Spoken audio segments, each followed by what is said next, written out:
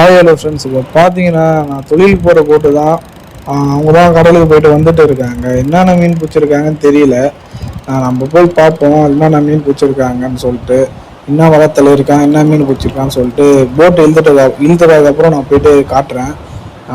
இப்போ பார்த்தீங்கன்னா என்ன வளத்தில் இருக்கான்னா 2 மூட்டை மணி வலையும் 1 மூட்டை போத்தோலையும் தள்ளியிருக்கான். போத்தோலில் வந்து ஒரு வேளத்து மீன் இருக்கும் வாழை. மணி வலையில் ஒரு 2 ஏலம் பருவ இருக்கும்னு நினைக்கிறேன்.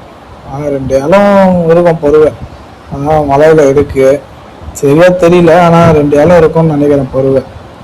யாரா அந்த அளவுக்கு இல்லை, யாராவது 1 கிலோ இருக்கும்னு நினைக்கிறேன். யாரா இருங்க, நான் ஒரு மீன் எடுக்கிறேன். இந்த மீனோட நேம் என்னன்னு தெரிஞ்சா கமெண்ட் சொல்லுங்க. இந்த மீன் வந்து உடம்புக்கு ரொம்ப நல்லது, இதயத்துக்கு சாப்பிட்டா ரொம்ப நல்லது. இந்த மீன் ரொம்ப மெடிசன் உள்ள மீன் இது.